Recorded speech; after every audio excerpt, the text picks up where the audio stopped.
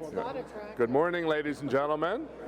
Good morning, ladies and gentlemen. If I could have your attention, please. If members of council could take their seats, we'll start the meeting in 1 minute. On va commencer la réunion dans 1 minute.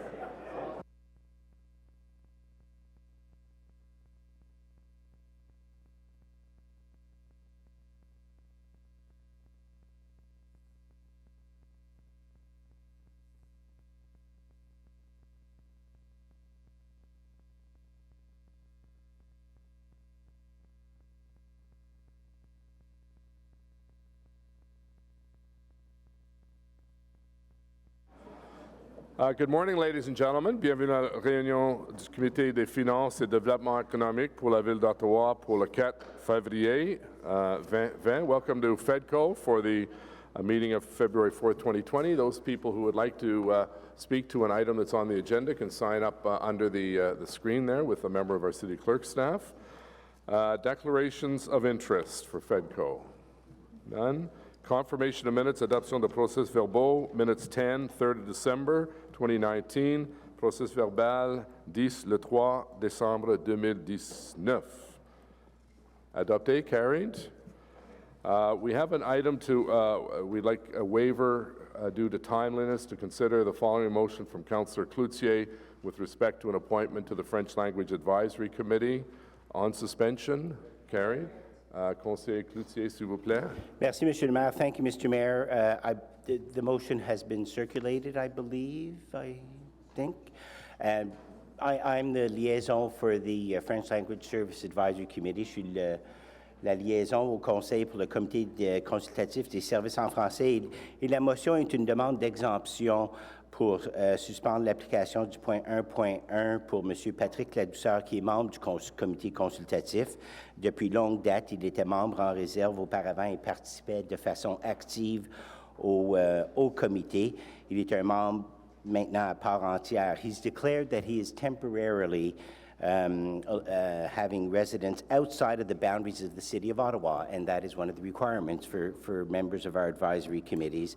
But he has expressed his desire to remain as part of the French Language Service Advisory Committee up to the end of his mandate. C'est un leader de la communauté francophone et puis des solides connaissances dans le milieu. Il participe de façon active. Et puis, je suis persuadé qu'il va continuer à représenter les intérêts des francophones à l'intérieur du comité consultatif jusqu'à la fin de son mandat. And so I would ask that you adopt the motion, accept the motion to this dedicated individual so that he could continue to represent the interests of the Francophone population within the French Language Service Advisory Committee. And just therefore be it resolved that Council waives Section 1.1 of the appointment policy to allow M. Patrick Ladouceur to finish his term of office as member of the French Language Service Advisory Committee. Okay, Councillor Harder. It sounds like he's a great member of the committee. How long do you anticipate he'll be away? What we have currently is up to the end of his mandate, up to the end of this mandate, but he might be back sooner. Yeah, that concerns me from a governance perspective. I mean, we have rules on these things for a reason. I know that the French Language Advisory Committee could be seen to be different in nature somewhat as opposed to somebody who's on the Planning Advisory Committee, for example. However, because we've struggled for many years, I think, on some of our committees to get the right balance. So I'll have to think about it. True that. Well, Monsieur Ladouceur, I would not want it to be like I would not want it to be a situation where it caused precedent for one of our committees. Monsieur Ladouceur was a reserve member in the previous mandate under the leadership of the liaison of Councillor El Chantier and participated, and in this mandate, since he was appointed at the beginning of this term of council, has been a very strong member of the advisory committee, and so we want that continuity to continue. We worked hard. The advisory committee worked hard to in the term of council priorities that were adopted on December 11th, and we did some good work there, and I sure did appreciate your interventions on those term of council priorities that we changed. And so for continuity, for the work that we are doing currently, my motion is that in this case, we waive section 1.1 to allow M. Ladouceur to continue his excellent work on the committee. Yeah, I'll just offer my support. Je vais donner mon appui à la motion de conseiller Cloutier. Je ne pense pas que je connaisse cet homme, mais je connais qu'il fait du bon travail à la comité. He's been a hard worker, very positive contributor, and this is a circumstance that we have to bring this forward because the policy says so. So I encourage members to support him. He's, as you know, is a volunteer position, so we thank him and all members of our advisory committee for their service. Conseiller Harder. Thank you, Mr. Mayor. And so I've been thinking about it in the couple of minutes that since I spoke, and I've been thinking about over the years when we've made exceptions for particular reasons, and we had made an exception at the Ottawa Public Library with our vice chair, who we extended for an extra term, and also with Pamela Sweet, who we extended for an extra term for specific reasons, specific to their positions that they were volunteering for. So I will be able to support this. Thank you. Anyone else? So on the motion, carried, adopté. Merci. Thank you all. Communications as presented. Legal services. Item 1, Kilmorey House, 21 Withrow. We have delegations, so we'll come back to that. Item number 2, Office of the City Clerk, Bureau du Greffier Municipal. City representation and delegate attendance at the Federation of Canadian Municipalities and Association of Municipalities of Ontario. Carried. Item 3, appointment to the Heart of Orleans Business Improvement Area, nomination au Conseil de gestion de la zone d'amélioration commerciale d'Orléans. Carried. Appointment to the Byward Market Business Improvement Area, nomination du Conseil de gestion de la zone d'amélioration commerciale du Marché Bay. Carried. Item 5, status update, Finance and Economic Development Committee inquiries and motions for the period ending January 17th, 2020. Rapport de situation, demande de renseignement et motion du Comité des finances et de développement économique pour la période se terminant le 17 janvier 2020. Received. Planning, Infrastructure and Economic Development, Service de Planification. Item 6, Park Block Reallocation and Emerald Links Estate Phases 2 and 3, 6247 Pebble Woods Drive. Park Block Reallocation dans Emerald Links Estates, phase 1 et 2. Carried. Item 7, disposal of 755 Somerset Street West to the Somerset West Community Health Center. I see Councillor McKinney. Okay, briefly, or should we come back? Sure, go ahead. So this is session de 755 rue Somerset West au Centre de Santé Communautaire.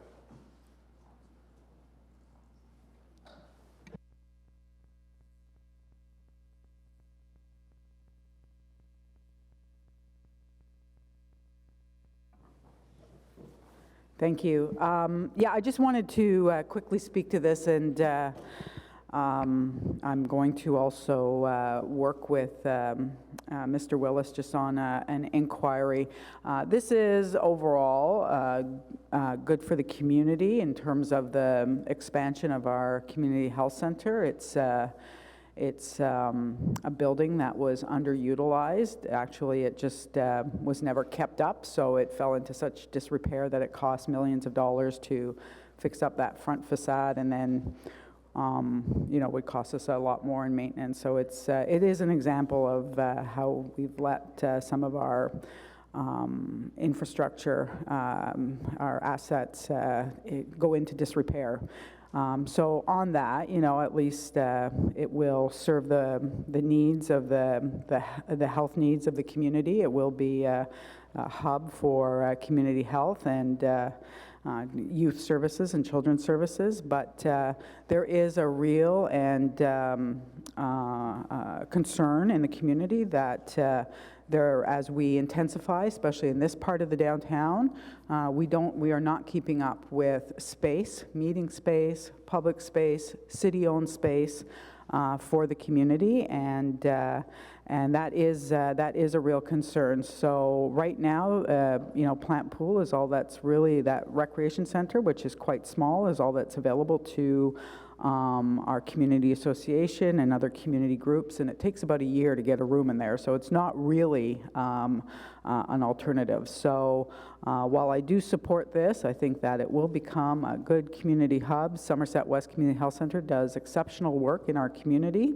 I will be asking, putting forward an inquiry at the end of the meeting to get on record how the city intends to provide for residents in this part of the downtown in terms of public space. Thank you. Why don't you do that now while you have the floor? No, I'm going to work with Mr. Willis, and I'll put it in at the end. Thank you. Oh, it's not a formal inquiry? It will be, yeah. Okay. Councillor Luloff. Is the group that's taking possession of this in a financial position to keep the building up? I understand that the city has spent millions of dollars improving this building, and I worry that if we hand it over, that we're going to put them in a position where they're going to have to spend millions of dollars that they could be providing or using to provide programs to the community. Yeah, Mr. Reike, I think that's a concern I have. I think I'm going to support this, and I was reassured on when I heard this morning on a radio interview from the Somerset community, they're going to be very amenable because there's going to be a lot of space to use and rent and so on. But I don't want to have this group come back and see us in 3 years and say, boy, we didn't realize the roof had to be replaced or the boiler or something. Once this is sold, it's their responsibility, and we're finished with that responsibility of paying.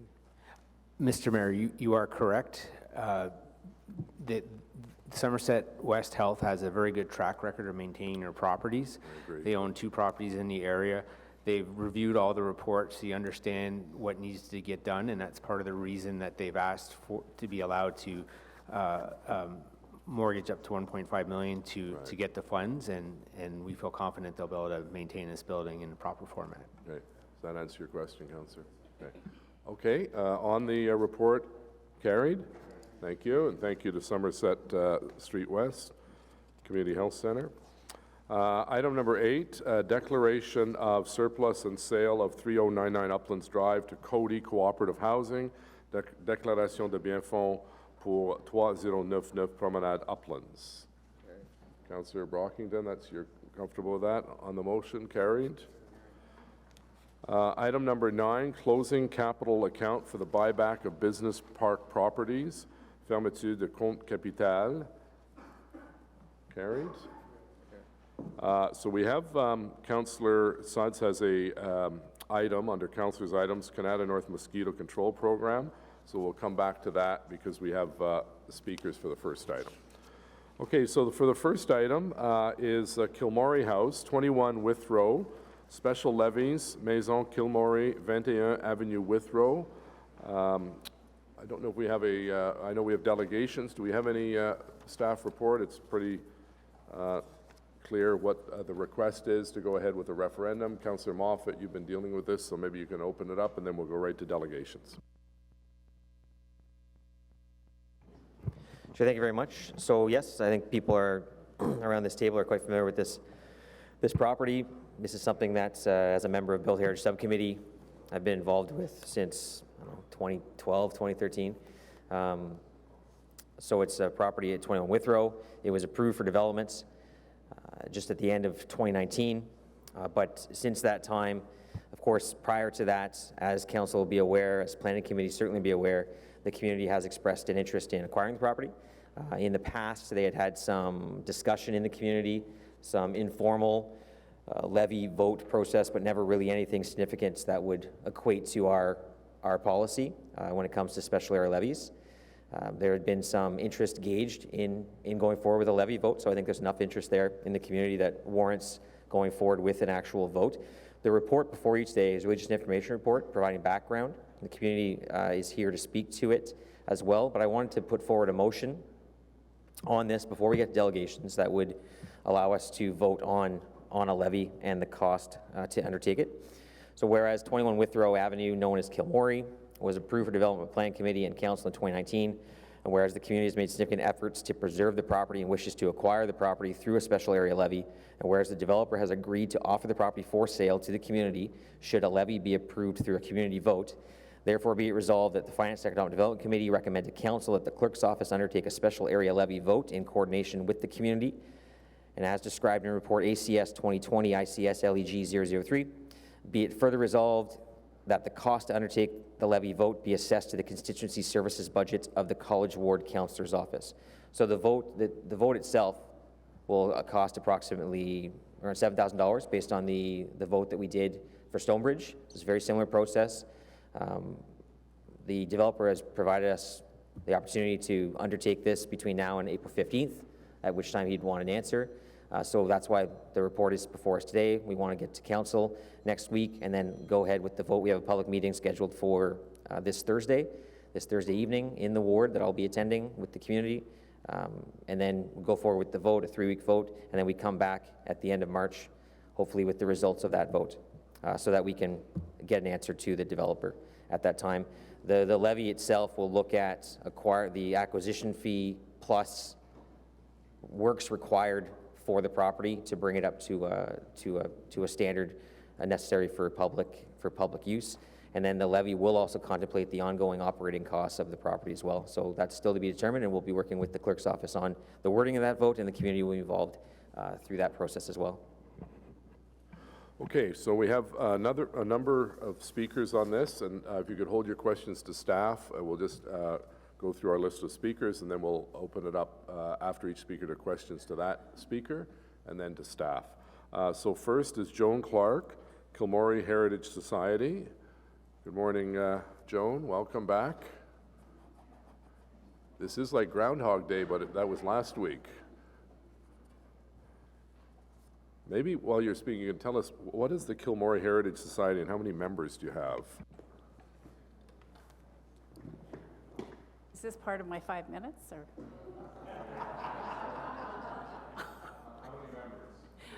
We have eight executive members. 4 of those executives are from City View Community Association. 2 of those executives are from Poets Pathway.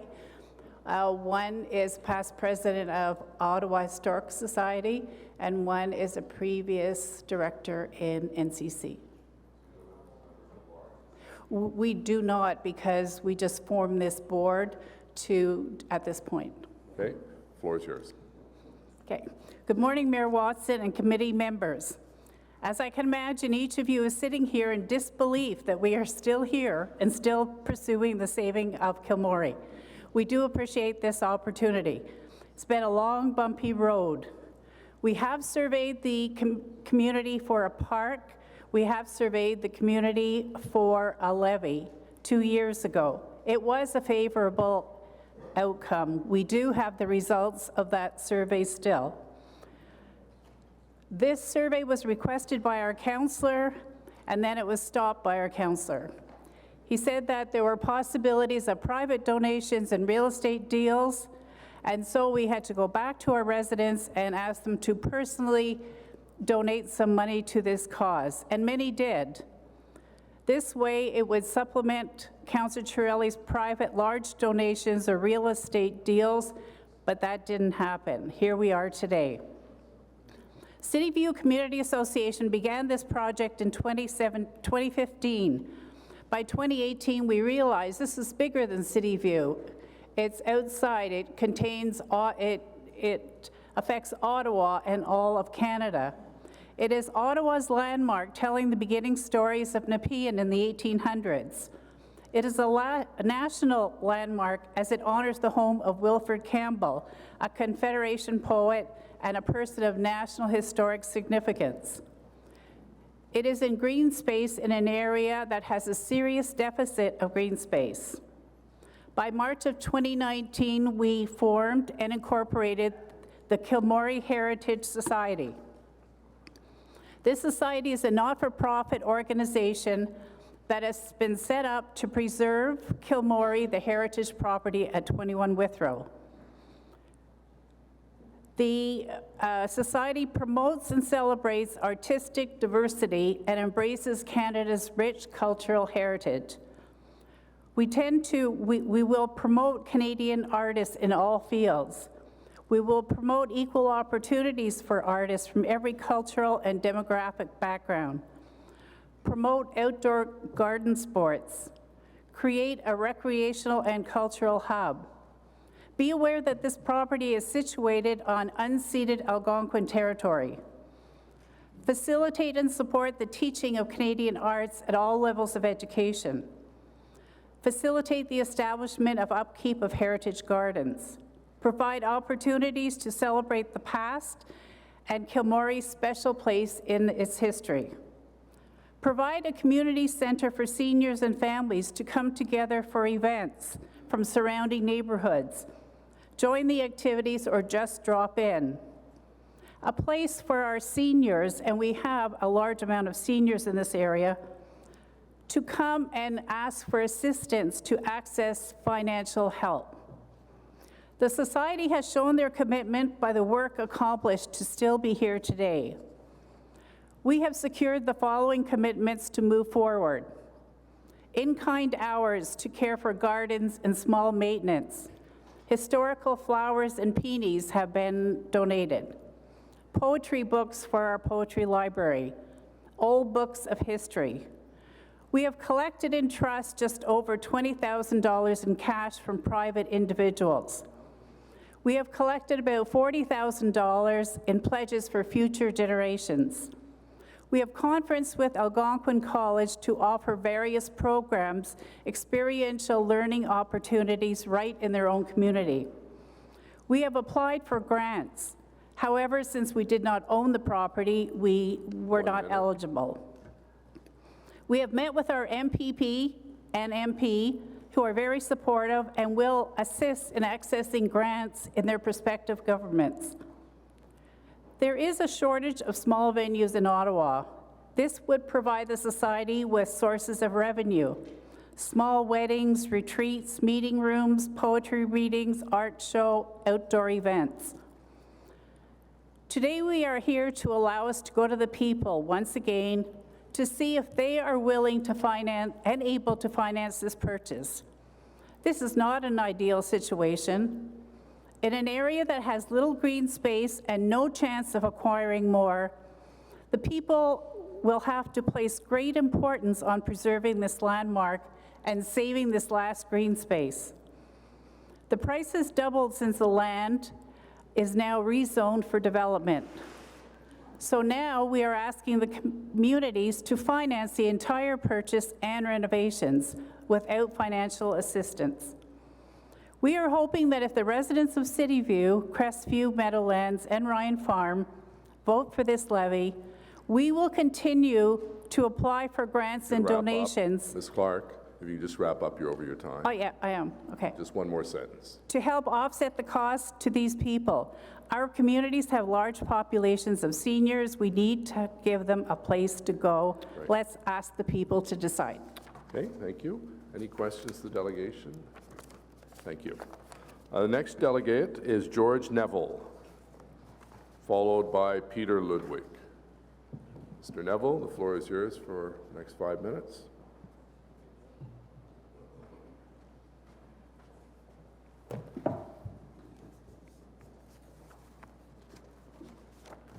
Mayor Watson, councillors, I fully endorse Joan Clark's presentation. I have some concerns. Before I became associated with the Kilmorey Heritage Association, I contributed a substantial amount to the undertaking, and also encouraged and induced the Historical Society of Ottawa to make an appreciable donation for this. So I'm fully supportive of it, but I have some concerns here. This has been rushed to get to this stage, and we haven't had a chance to get many things answered. I'm concerned about the valuation of this property as a community asset. It started out at $2.2 million, and then 500,000 for the house as it stands now. So that's up to 2.7 million. Since that time, the Tiberge developments have raised it to 3.95, I guess it is, a million. Well, this is a great burden on the communities, as Joan has emphasized. There are a number of rental properties in City View, low income. The renters don't have a chance to vote on the levy. It's the landlords that have the opportunity to vote. And of course, any increase in taxes will be passed on with higher rents and so on. And this puts a great burden on the people. City View community as a whole, as a greater area, is a working class area by and large, with a certain amount of commercial things. And it seems to me that the valuation that's gone on here from the property was initially acquired by the developer for, in round figures, $400,000. Actually, some $3,000 less than this. And so to get it up to 3.95 million, that's practically a 1,000-fold increase. By exact calculation, 987% increase absorbed. It's just abhorrent. It's ridiculous. It's just scandalous. And I really think that the city should be exerting more foresight and interest in a historical matter of this sort, which is in the interest of the community as a whole, as the nation too. And that's the concern. Actually, you know, each of the councillors, if they put in 500,000 each, if we had 10 of them, that would clear the thing as it is. But it's an outrageous price in the first place to be entertaining. And I really have sympathy for the voters. But the thing is, you're here to decide whether to allow for a levy or not. I say, let the levy go, put the flag up and see how it flies. Okay, any questions? All right, thank you. Peter Ludwig, please.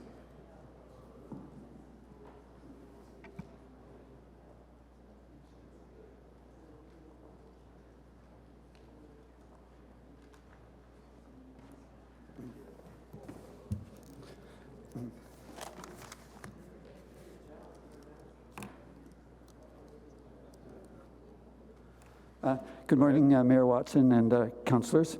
My name is Peter Ludwig. My home actually is in Ryan Farm Park, so that's the subdivision or area adjacent to City View. I concur fully with the comments that have been made by my predecessors, Joan Clark and George Neville. My comments or concern, I can really put it down to one word, and that is fairness. And I want to address that because I think in the importance of this property to the City View area and Ryan Farm, and in fact to the City of Ottawa, is exceedingly important. And so I want to be certain that whatever decision is made, that the principle of fairness applies. So with that in mind, I'll be quick and succinct. First of all is I know the city's commitment to city building, and that's happening all around, and I think it's just great for the people of Ottawa and what lies ahead. However, City View, as has been mentioned, is an older community, and there is a shortage of green space, and with all the infills that are taking place, I think it's time to recognize that City View, too, has to be modernized and brought into the 21st century, the 2020s. And so fairness would suggest that across the entire Ottawa area, that City View not be pushed off the table. The second point I have is the environment. I haven't heard anyone really mention the fact that the perimeter of this 2-acre parcel has something in the neighborhood of 100 mature trees. If the development goes ahead, these 100 trees will be stumped, S-T-U-M-P-E-D. They will no longer exist. So today in the 2020, I think environment has to be equal to the green space and so on. It has to be right at the top of the list. So fairness says, look at the environment. And therefore, to preserve the 100 trees plus requires that, I believe, that the city take a firm stance and convert this property into city-owned, into a city-owned public park. The third item I have here is in reference to actually the two items that are on today's agenda. The reference to the Grant School and to the Summer Street West Community Healthcare Center plus space for community activities. I would note that both of these buildings, they are owned by the city, and I guess it's sort of a gift over to the community. And I would also note that they seem to have separate funding set aside for purposes of their activities. And the only place that the funding so far that's been addressed is that the community members in the City View area will have a levy, or I would suggest it's really a tax. And I think there's an issue of fairness there with respect to the residents of City View, Ryan Farm, Crestview, just the general Meadowlands area. If Grant School and Somerset Street West property have this, quote, favorable aspect to their existence, then I think you have to consider what the impact of this tax levy or 1 minute. would be on the residents. The next point I have, which I think is really important, fairness relating to due process. And if the ballot goes forward in its current format, it already suggests in the ballot or in the backup material that the developer will receive, I think it's, or that the cost for this project will be in the neighborhood of $4.5 million, plus an ongoing annual levy in perpetuity for its maintenance. And I think that a ballot should first of all be two parts. One, for fairness say, do you, the residents, want an additional public park, green space? Yes or no?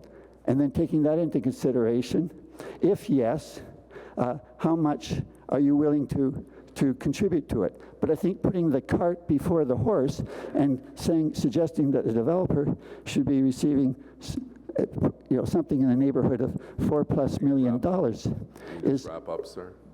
Excuse me? You're over time. If you Oh, I'm sorry. I'll wrap up then. Is biased. So again, I'll just come back. I had 2 or 3 other points, but fairness is the issue. And I think what's happening, in terms of making a decision, you have to look very carefully at accepting the idea of the city acquiring the property. Thank you, Mayor. Thank you. Any questions? Okay, thank you. So who from staff? It's going to be Mr. Mark, and who else is going to answer questions on this item from the staff? Mr. Radke or Dan Chenier? I have some too. So I guess one of the presenters just talked about the fact that the developer is willing to sell this for $3.9 million. A, have we done an assessment on whether that's an accurate price? And B, how do we not know that this is just a land flip? He buys it cheap and sells it to us or the community in a higher price. I don't know where the $3.95 million came up with. One of the presenters indicated that the original price was $2.2 million. Do we know how much the company paid for this and how that differs from the $3.95 million? Mayor, I'll start off and perhaps Mr. Moody can follow. Because there is no program for the acquisition of heritage properties at the City of Ottawa, there's no program for the expropriation of the property. Thus, as outlined in the report, the owner has specified a price at which he's prepared to sell it, and if that price is not offered to him, then the owner will just move forward with the development of his lands. But as to the valuation, I would leave that in the hands of Mr. Moody and real estate.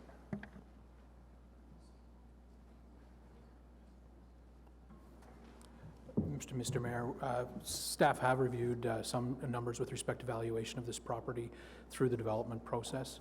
While I'm not comfortable getting into specifics, I can tell you that the appraised value for the property as it stands today is less than the $3.95 million being asked for by the developer. So how much less?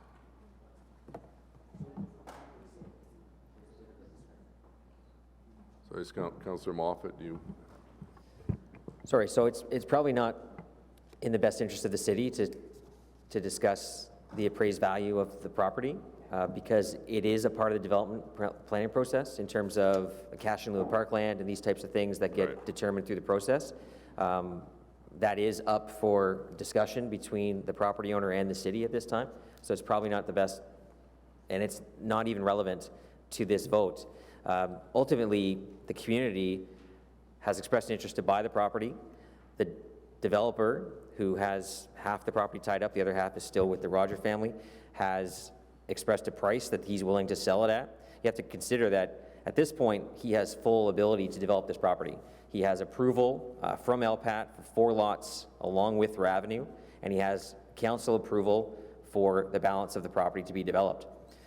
So for him to build a price, he's likely looking at his acquisition cost, the cost he's put into it over the last 4 years, plus the profitability of development on that site. So in reality, the assessed value from the city, the appraised value of the city, and his asking price are two different things and quite irrelevant. If you want to buy a property, the assessed value, the appraised value is not important. It's what's the asking price. Well, and the community needs to know.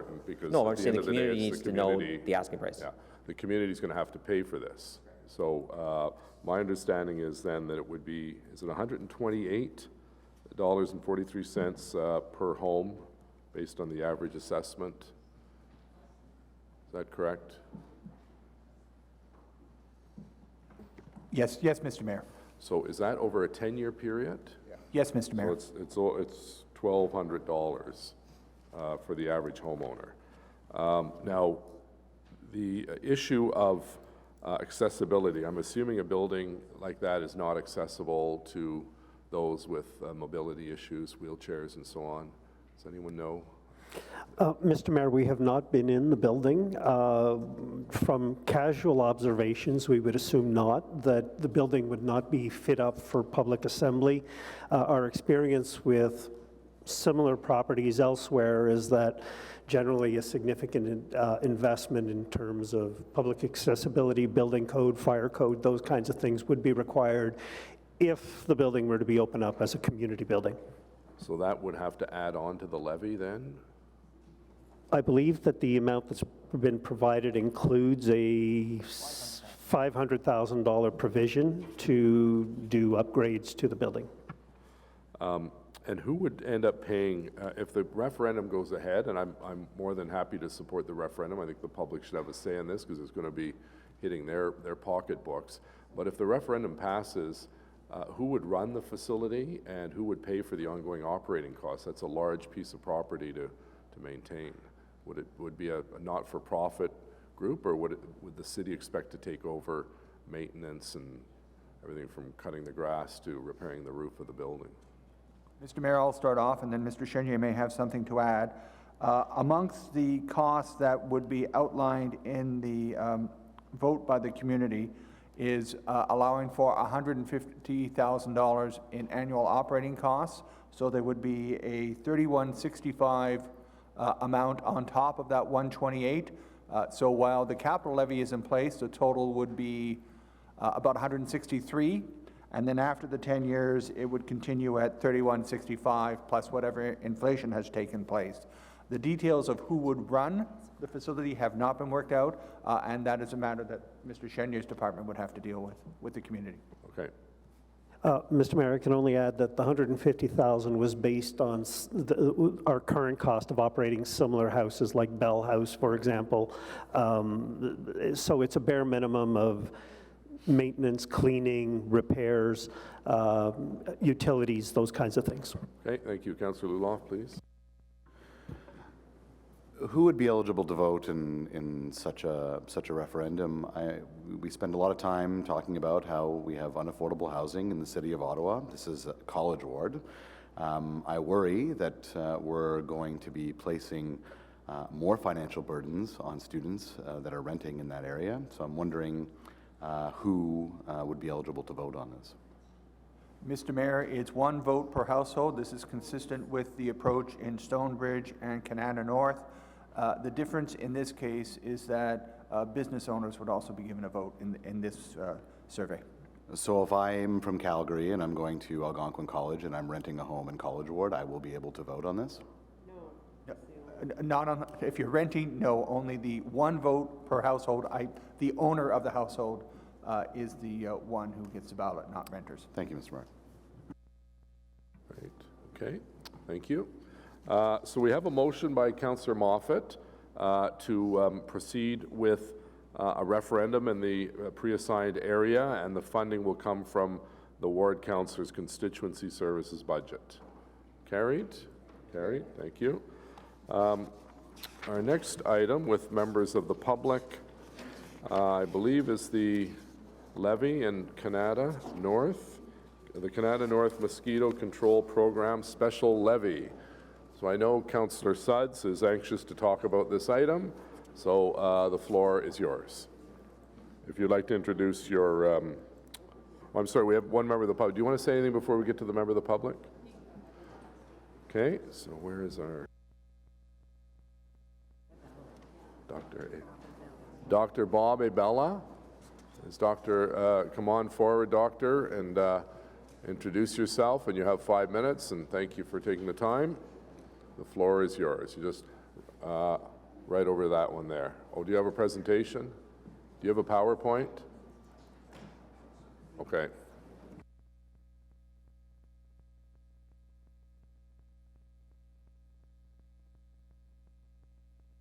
Just put your mic, push the button.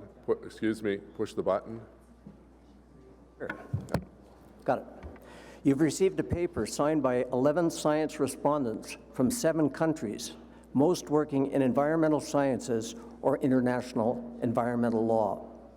These scientists share a deep understanding that our interventions in the natural world, even when well-intentioned, can often end up doing far more harm than good. The paper discusses the premises on the part of the paper discusses the premises on which the mosquito program was founded, contrary research, and why we as a group recommend against continuance of this program. These issues should have been a real part of the conversation before public voting. That did not happen. These issues were not considered. I have great respect for Councillor Sudds. She works very hard for her community and tries to listen to the many strident voices that are raised. I don't question her intent and dedication on this file.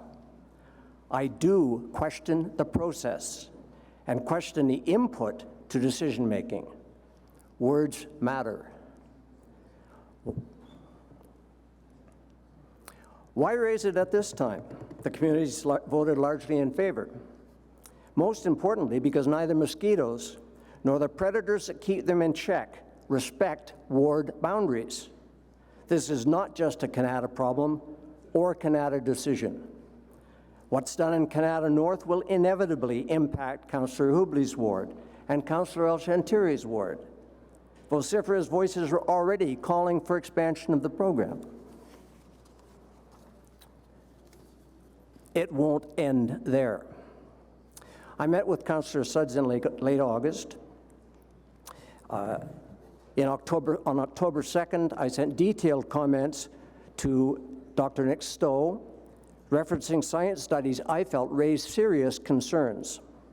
On October 22nd, I requested permission to make a formal presentation at the consultation meetings.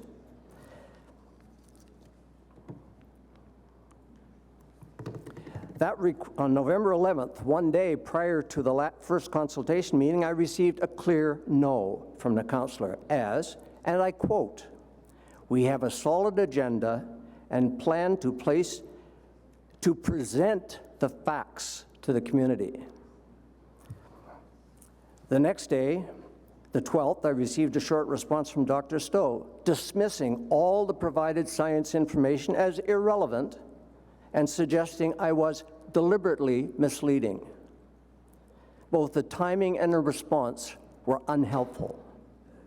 That evening, I delivered the first draft of the open letter. After further email exchange with Dr. Stowe, we agreed to disagree, and I delivered the current version of the paper to Councillor Sudds on the 19th of November.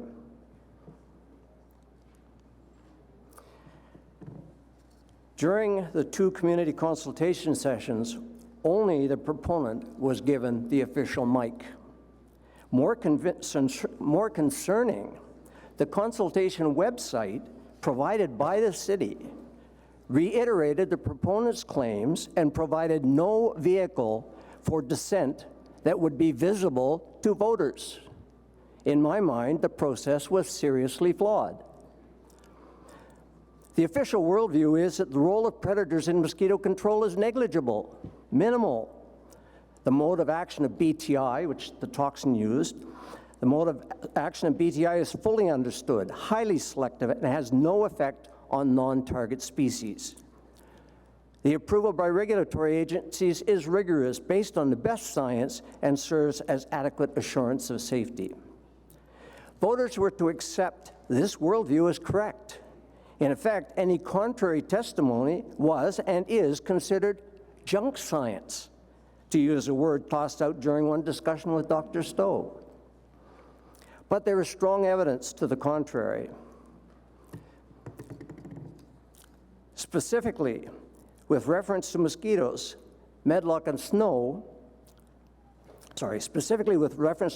Medlock and Snow 2008 state, removal of predators from habitats could exacerbate a nuisance biting problem. The scientific assessment is in direct contradiction to the proponents on this important point. This past summer, there were personal reports of fewer predators and many more biting mosquitoes in our region of South March. Voters were told the mode of action of BTI is fully understood, highly selective, and has no effect on non-target species.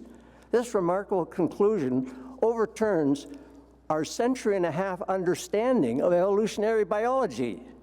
Lowly soil bacteria evolved the ability to produce a crystal toxin that only affects mosquitoes. There's no evolutionary mechanism we are aware of that can explain why or how this could happen. In fact, cryprotein is far from a settled science. It's proving much more complex in the real world, where things interact and toxins bioaccumulate up the food chain. If you could wrap up, you're over your time. Quickly, yes, I'm on the last bit here. The last paragraph. Okay. It's clear that the claim of no reported adverse effects on non-target organisms is not supported by the scientific evidence. That was the conclusion of Otto and Hilbert. We also had this belief. Sorry, sir. I'm on the last. Everyone's given 5 minutes out of fairness, so you're now over your 5 minutes. So we're going to go back. You may have a question. Does anyone have a question for the doctor? Okay, thank you. Councillor Sons. Thank you, sir. Thank you very much, Mr. Mayor, and thank you to Dr. Abel for joining us and for his participation throughout the process. For my colleagues' benefit, we did undertake a 90-day consultation period in determining whether the community would like to move forward with this program once again. That involved 2 community consultations, as well as using the Engage Ottawa website, which was well used. The community meetings themselves, myself, as well as a number of representatives from city staff who've been involved with the process, Nick Stowe as well as GDG, who would be awarded the contract if it moved forward, presented. They were great meetings and great discussion, pros and cons, of course. All that to say, the vote did take place over a 3-week period. We had a participation rate of 37%, which was almost double the amount that participated last time. And I know in the municipal election, it was 49% in Canada North, so I consider 37% on a mosquito program to be pretty significant. We also had great support from the city clerk's office. So a big thank you to Tyler and the team in the city clerk's office who facilitated this vote and really gave it that rigidity and enabled confidence in that process. So I really appreciated the work that they undertook. Another interesting fact as we undertook this is we enabled online voting. That really, I think, contributed largely to our success in getting 37% participation rate. So overall, 63% of residents voted online, which I think is also telling. One last note that the program itself, as obviously the community has resoundingly supported, 78% supported, is a 4-year program. It will be brought back again in 4 years. I have viewed this as a community decision. The community is funding it, so ultimately the decision is theirs. So it is 4 years of treatment for the program, as well as a 3-year research project, building on the research that was done in the prior year, or prior pilot, excuse me, as well. So I think we've gone through a rigid process, which I'm quite proud of, the participation rate, and I hope that my colleagues will support in moving this forward. Okay, thank you. Does anyone have any questions? Councillor Harder, sorry.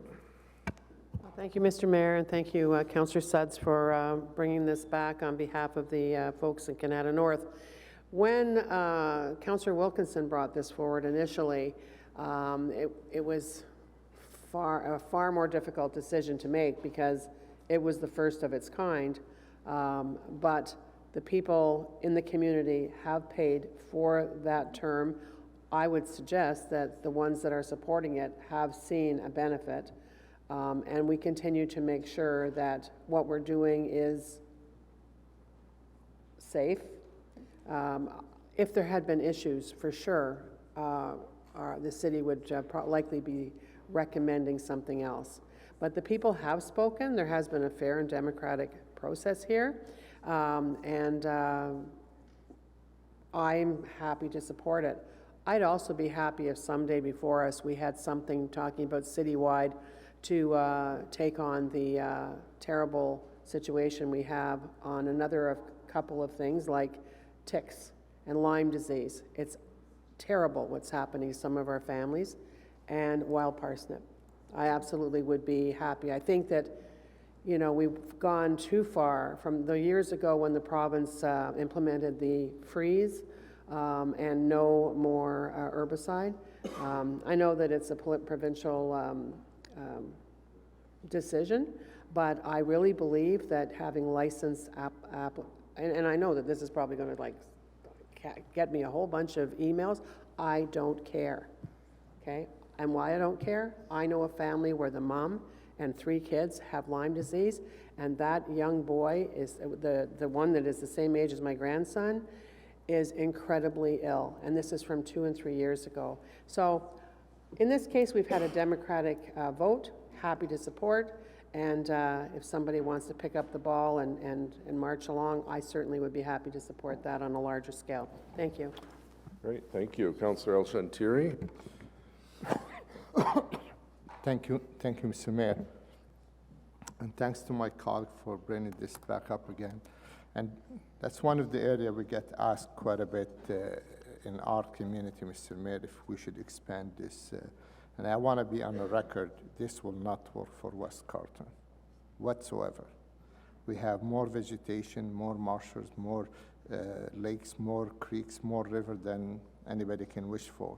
So I just want to be on the record. I will be supporting my colleague because that's her area, and I supported the previous council with this.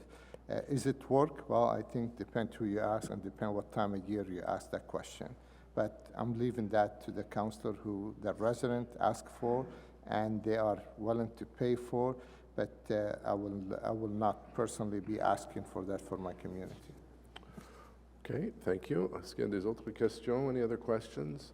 So Councillor Suds has a motion before us. Carried. Thank you. Information previously distributed, information distribuée auparavant with respect to Stonebridge Golf Course redesign and Canadian Capital Cities Organizations Conference. Notice is a motion for consideration of subsequent meeting. Pour avis de motion? None. Any written inquiries? None. Other business, we've dealt with the French Language Services Committee and adjournment. Carried. So moved. Now we'll move into the Special Joint Finance and Economic Development Committee and nominating meeting for two items. Declaration of interest. Declaration of interest. No, we're on it, right? We're on it. Sorry, we're on nominating. So declaration of interest, Councillor Tierney and Councillor Suds on their respective items. Great. Mr. Mayor, I, Councillor Tim Tierney, rise to a point of personal privilege with respect to the motion of the nominations of the members of council to sit as the chair of the Transportation Committee. I put my name forward for consideration by FEDCO in the nominating committee for this position. Although I do not have a pecuniary interest in this matter under the Municipal Conflict of Interest Act, I'm aware that the Integrity Commissioners advised my colleagues in the past to declare a perceived conflict of interest in the spirit of the Code of Conduct of members of Council. As Councillor Leeper does not have a vote at this table, in the spirit of fairness, I've decided to step away from the table and will not be participating in consideration of this item. Thank you. Okay, Councillor Suds. Thank you, Mayor. I, Councillor Jenna Suds, rise on a point of personal privilege with respect to the motion to nominate a member of council to sit on the board of directors for Hydro Ottawa Holdings, Inc. I have put my name forward for consideration by FEDCO and the nominating committee for this position. Although I do not have a pecuniary interest in this matter under the Municipal Conflict of Interest Act, I am aware that the Integrity Commissioner has advised me and my colleagues in the past to declare perceived conflicts of interest in the spirit of the Code of Conduct for members of Council.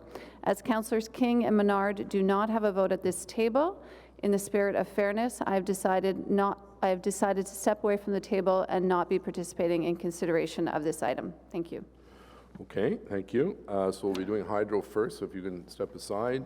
And Mr. Clerk, if you can bring us through the proper process to follow on these two motions. Well, thank you, Mr. Mayor, and I'll begin by saying my staff have set out my notes very clearly so I don't drag this on any further. As members of the council are aware, Councillor Blais has stepped down as chair of the Transportation Committee, and he has resigned his seat on one of council's representatives on the board of directors for Hydro Ottawa Holding, Inc. Following a circulation of expressions of interest by my office, you, Mr. Mayor, as also FEDCO committee chair and the nominating committee have called this special meeting to consider the nominations and make recommendations with regards to these two appointments. Members will have before them now two motions that were prepared by my office, one with respect to the chair of the Transportation Committee and one regarding a vacancy on the Ottawa Board. The committee will now follow what is, quite frankly, a very familiar process, which is laid out in the procedure bylaw, and we have used for various scenarios where there are more nominees than seats available.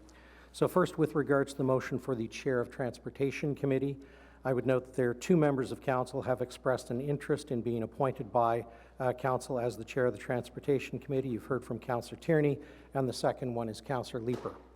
The mayor will call for a separate recorded vote, that would be yeas and nays, on each of the two names individually noted. Each member of the joint committee at the table may vote yes on one of the two names, obviously, and whichever member gets the most number of votes will be recommended for council appointment as chair of the Transportation Committee.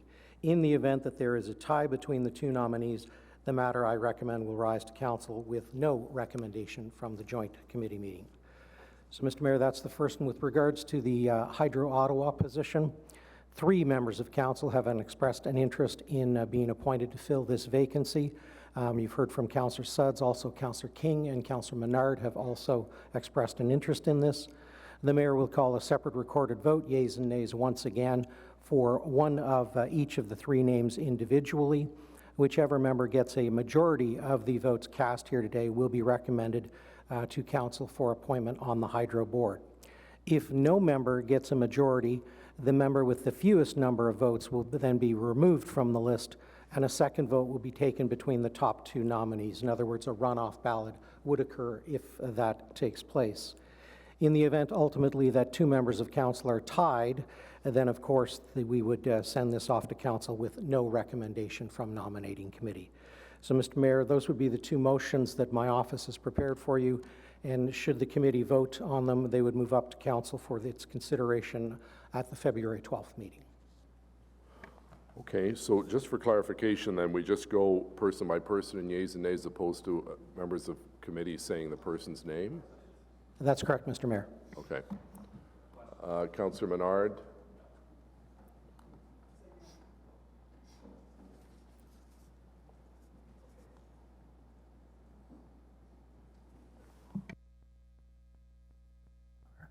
How's that? There we go. Thanks, Mr. Mayor. Just so I'm clear in the process, we can ask questions on these motions. And so I have questions to the nominees for the Transportation Committee Chair.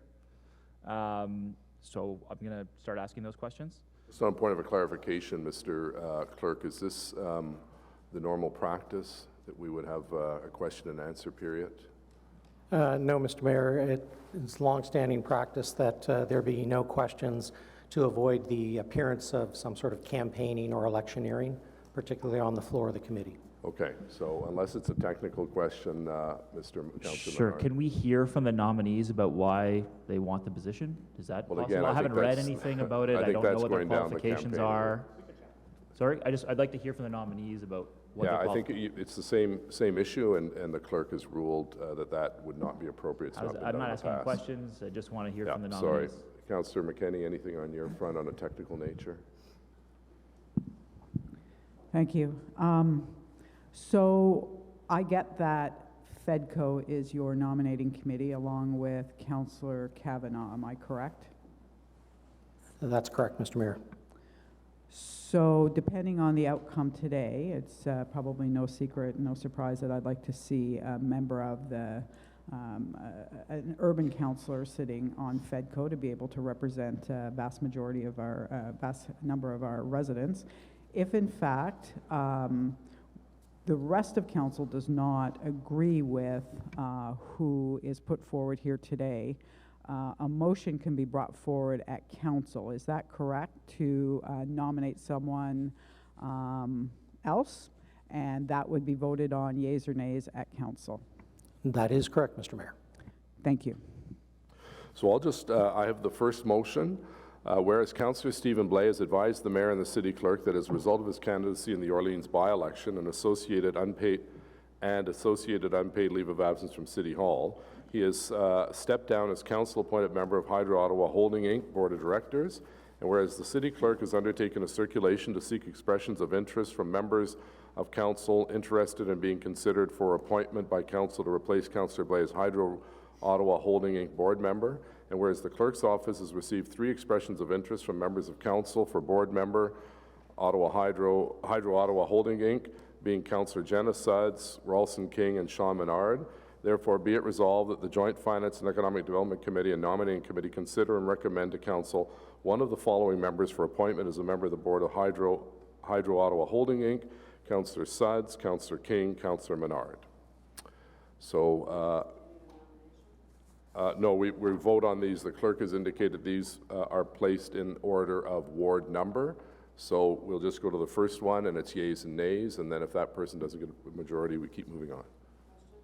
Councillor Luloff, question, technical. Mr. Clerk, just a technical question. Since it was announced that these positions would need to be filled at this FEDCO meeting, in your estimation, do you believe that that was ample time for the people that wanted to put their names forward to discuss this with their colleagues prior to this meeting?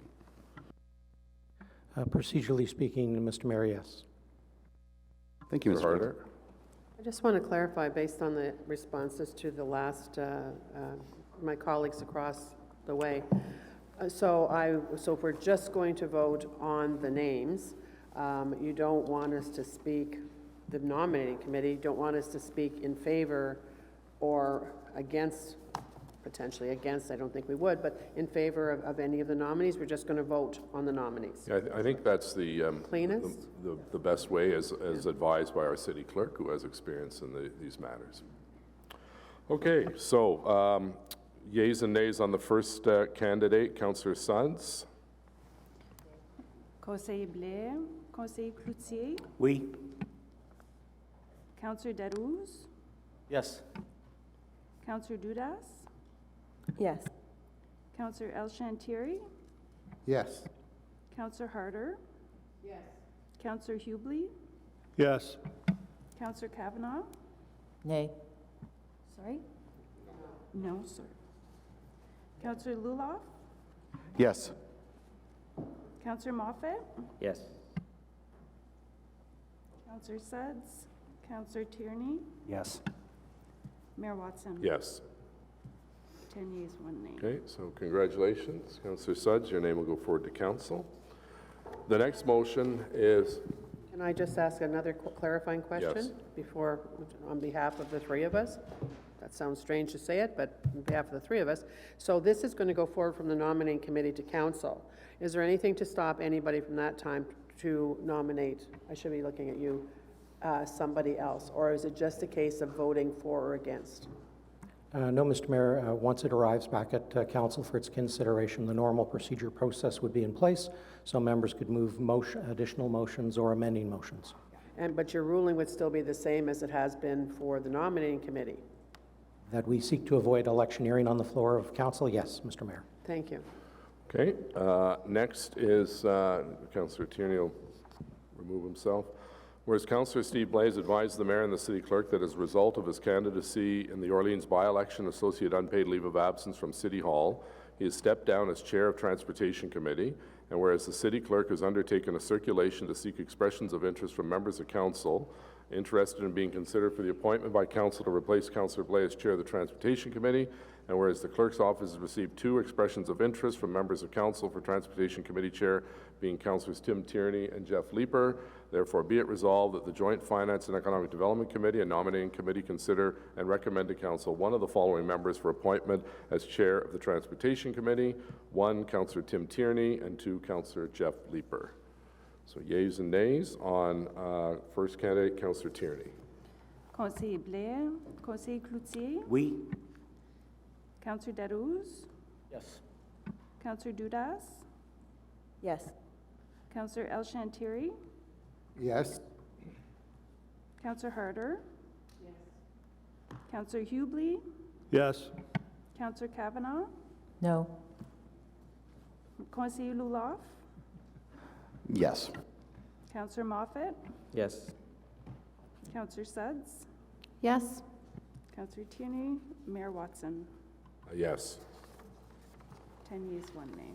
Okay, thank you. Motion to adjourn. I don't understand what just happened. I don't like, isn't there no vote on the other nominees? You just have the one vote, you say yes or no, and then there's another nominee. Well, Councillor, you can't vote twice on the same item, so people are But voting. the motion you called for. Maybe the clerk can explain that this is the process that has been recommended by our procedural experts. Mr. Clerk. That is correct, Mr. Mayor. This is the approach that I recommend. Having said that, I realize that there was a dissent, so to speak. So if Councillor Kavanaugh wanted to express her opinion, I think it would be in order, Mr. Mayor. Councillor Kavanaugh. Thank you very much. I appreciate the opportunity. Although there were candidates that have been nominated and they're very qualified, I felt very strongly that it was time to bring some new people in, and I would have supported Councillor King for Hydro, which I didn't get the opportunity to express because there was 3 choices and that wasn't clear. So I felt it was an opportunity for diversity on Ottawa Hydro, and I'm sorry that we missed that opportunity. As well, on terms of on the Transportation Committee, the Vice Chair had asked to be considered. And I felt with his experience and in terms of the issues that he's been working on in this past year, I felt this was a good opportunity to have him move into the chair seat, and I'm sorry that that didn't happen. Okay, thank you. So, motion to adjourn, carried. Thank you. Merci. Meeting adjourned.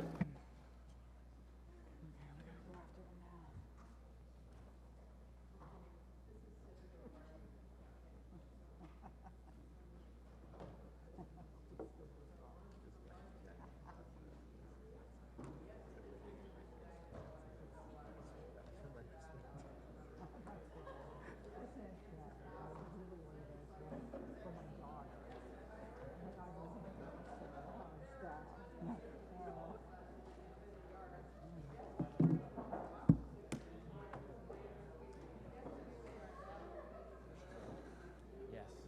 We have a review today? Yeah. Yeah, I think so. It probably makes sense to. I know you're. By the way, I would have.